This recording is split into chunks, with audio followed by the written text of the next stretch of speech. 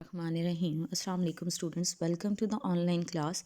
हमने kingdom animalia start किया हुआ था, जिसमें हम आज देखेंगे बेटा lecture number 5 that is on the phylum nematode.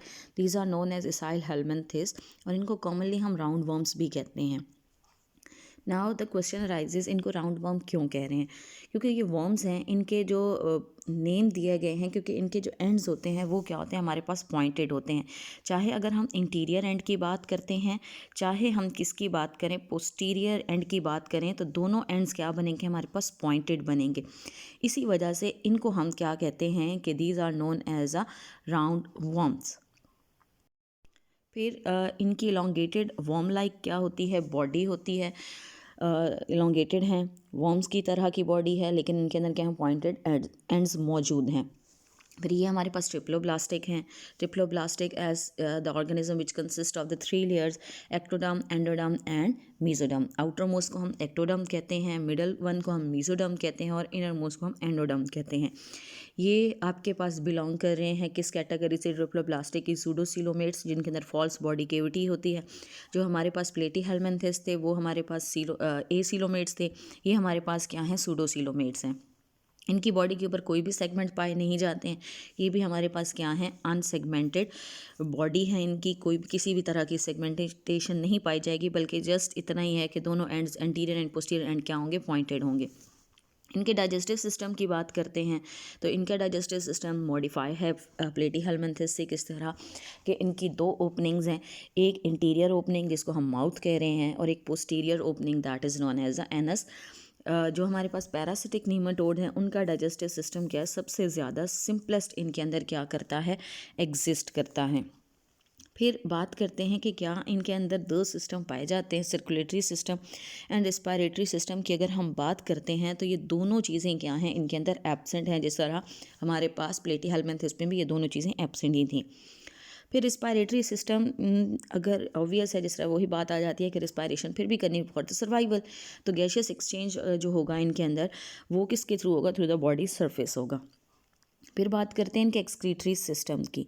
इनके अंदर 2 लॉन्गिट्यूडनल एक्सक्रीटरी कैनाल्स हैं जो यूनाइट होती हैं एक इंटीरियर एंड से, और वो एक सिंगल कैनाल की क्या करेंगी, फॉर्मेशन। मतलब इनके अंदर एज सच इतनी ब्रांचेस नहीं पाई जाती हैं जिस तरह हमारे पास प्लेटीहेल्मिन्थेस में क्या थी, ब्रांचिंग सिस्टम एग्जिस्ट करती थी, लेकिन इनके अंदर किसी भी तरह की ब्रांचिंग सिस्टम एग्जिस्ट नहीं करती हैं।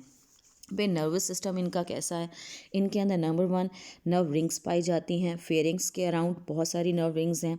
फिर ये कंसिस्ट करते हैं, हमारे पास 4 नर्व कॉर्ड्स हैं। Dorsal nerve cord dorsal side पे है, ventral nerve cord and lateral nerve cord क्या है, throughout the length of the body क्या होंगी, वॉर्म ऑफ द बॉडी क्या होंगी, ये चीज़ें मौजूद होंगी जो इन्हें डिफरेंट चीज़ों को सेंस करने में क्या करती हैं, हेल्प आउट करती हैं।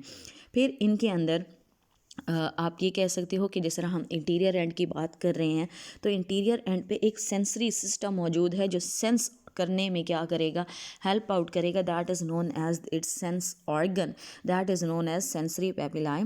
वो ये मौजूद है इनके अंदर जो डिफरेंट इन्वायरमेंटल सिचुएशंस को सेंस करने में क्या करेगा, हेल्प आउट करेगा। That is important for your MCQ कि नीमाटोड्स के अंदर कौन सा सेंसरी सिस्टम मौजूद है जो इनको सेंस करने में हेल्प आउट करता है। फिर बेटा थोड़ी सी स्केलेटन की अगर मैं बात करूं तो मैं ये कहूँगी कि हमारे पास 3 तरह के स्केलेटन होते हैं। एक हाइड्रोस्टैटिक स्केलेटन होता है, एक एक्सोस्केलेटन होता है और एक हमारे पास होता है एंडोस्केलेटन। एक्सो जो बाहर की तरफ एक शेल नुमा मौजूद होता है, एंडो जो हमारी बॉडी के, जिस तरह हमारे अंदर है, हमारी बॉडी के अंदर बोन्स एंड कार्टिलेज का बना हुआ होता है, और हाइड्रोस्टैटिक स्केलेटन वो होता है जो बॉडी फ्लूइड का होता है। तो हमारे पास जो नीमाटोड हैं इनके अंदर क्या होता है, हाइड्रोस्टैटिक होता है जो फ्लूइड फिल्टर्ड होता है, इनकी बॉडी के अंदर मौजूद होता है जो इनको सपोर्ट क्या करेगा, प्रोवाइड करेगा। फिर इनकी बात करते हैं मस्कुलर सिस्टम, क्या इनके अंदर मसल्स हैं या नहीं हैं। जिस तरह प्लेटीहेल्मिन्थेस पैरासिटिक जिस तरह मोड हमने देखा था तो वो डीजनरेट कर चुके थे, तो क्या इनके अंदर मौजूद है। इनके अंदर 4 बैंड्स हैं, 2 डॉर्सोलेटरल साइड पे हैं और 2 कहाँ पे हैं, वेंट्रोलेटरल साइड पे मौजूद हैं, टोटल 4 बैंड्स। और इनके अंदर सर्कुलर मसल्स क्या होते हैं, एब्सेंट होते हैं। लोकोमोशन फिर ये कैसे कर रहे हैं, अगर सर्कुलर मसल्स नहीं हैं तो ऑब्वियस है 4 बैंड ऑफ मसल्स तो इनके अंदर मौजूद हैं, तो ये अंड्यूलेशन करते हैं, मतलब लहर की तरह वेव लाइक या स्नेक लाइक जो मूवमेंट होती है उसको हम अंड्यूलेशन कहते हैं। फिर इनके रिप्रोडक्शन की बात करते हैं तो बेटा सेक्सेस यहाँ पे कह रहे हैं सेपरेट, दैट्स मीन के जिस तरह हमने प्लेटीहेल्मिन्थेस में पढ़ा था कि हर्माफ्रोडाइट्स है, एक ही बॉडी के अंदर दोनों ऑर्गन्स का होना। इनके अंदर क्या है कि अगर एक फीमेल बॉडी है तो वो फीमेल रिप्रोडक्टिव सिस्टम कंसिस्ट करेगी, अगर मेल बॉडी है तो मेल रिप्रोडक्टिव सिस्टम क्या करेगा, कंसिस्ट करेगा। फीमेल बॉडी के अंदर ओवरीज हैं जो एग की प्रोडक्शन करेंगे, मेल बॉडी के अंदर टेस्टिस होंगी जो स्पर्म की प्रोडक्शन करेंगे, फर्टिलाइजेशन होगी जिससे वो जाइगोट बनाएंगे by the process of the fertilization. फिर फर्टिलाइजेशन से नेक्स्ट डेवलपमेंटल प्रोसेस स्टार्ट होंगे और इनके अंदर भी लार्वा की क्या होगी, फॉर्मेशन होगी। इट्स मीन इनके अंदर सिंपलेस्ट रिप्रोडक्शन मोड क्या होता है, पाया जाता है। फिर हमारे पास एक टॉपिक है इसी के अंदर जो इम्पॉर्टेंट है, that is the importance of the parasitic disease. Aschelminthes जो है वो कहते हैं कि बहुत ज़्यादा इंपॉर्टेंट रखते हैं। क्यों इंपॉर्टेंट हैं बेटा हमारे लिए, because these are the parasite क्योंकि ढेर सारी डिजीज़ जो है वेरियस डिजीज़ कॉज करें हैं, चाहे बेटा वो ह्यूमन है, ह्यूमैनिटी के अंदर, ह्यूमंस के अंदर, चाहे वो प्लांट्स के अंदर हैं। इसमें सबसे पहला बताया गया एस्केरीज लुम्ब्रिकॉइड। एस्केरीज लुम्ब्रिकॉइड जो है वो इंटेस्टाइनल पैरासाइट है ह्यूमन के अंदर, ह्यूमन की इंटेस्टाइन में रह के ढेर सारी डिजीज़ क्या करता है, ये कॉज करता है। दूसरा हमारे पास जीनस है रेबिडाइटिस। ये हमारे पास पाया कहाँ पे जाता है बेटा, हमारे पास सॉइल में पाया जाता है, जितने भी ऑर्गेनिक मैटर हैं वाटर के अंदर ये वहाँ पे एग्जिस्ट करेगा, और फीसेस ऑफ एनिमल्स के अंदर भी क्या करता है, एग्जिस्ट करेगा और डिफरेंट मोड की डिजीज़ को कॉज करेगा। फिर हमारे पास दूसरा है बेटा एंट्रोबस वर्मिकैलस। एंट्रोबस वर्मिकैलस ये साइंटिफिक नेम है, इसका कॉमन नेम सिंपल में हम इसको पिनवॉर्म कहते हैं। ये कॉस्मोप्लेटन है। कॉस्मोप्लेटन दैट्स मीन हर जगह पाया जाना। कहाँ पे पाया ज़्यादातर जो होता है वो यूरोप और अमेरिका के अंदर पाया जाता है। जो हमारे पास पिनवॉर्म है ये पैरासाइट है बेसिकली ह्यूमन की लार्ज इंटेस्टाइन के 3 हिस्सों में ये पाया जाएगा बेटा, कॉलन के अंदर, सीकम के अंदर और अपेंडिक्स के अंदर पाया जाता है, जहाँ पे वो मूवमेंट करता है। जब वो मूव करेगा इस एरियाज़ पे तब वो कुछ कॉज करेगा, that cause the intense itching at the anus. Itching को हम खारिश कहते हैं बेटा एनल रीजन पे।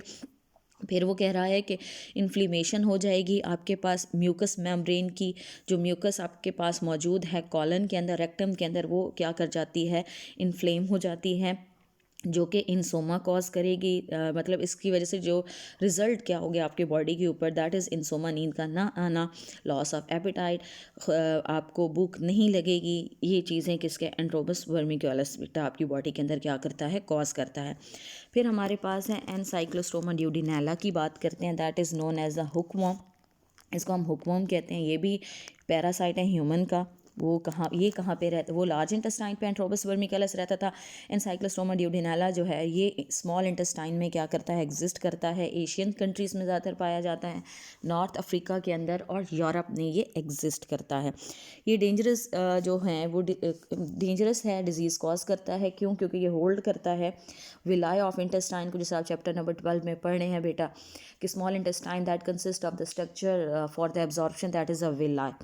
तो जहाँ पे एब्जॉर्प्शन होनी है वहाँ पे ये अपना होल्ड कर लेगा, जिसकी वजह से एक तो वो ब्लड को भी वहाँ पे सक करेगा और जितना भी बॉडी फ्लूइड है उसको भी सक करेगा और जितने भी न्यूट्रिएंट्स हैं उनको एब्जॉर्ब करेगा और हमारी बॉडी की नीड को वो फुलफ़िल नहीं होने देगा।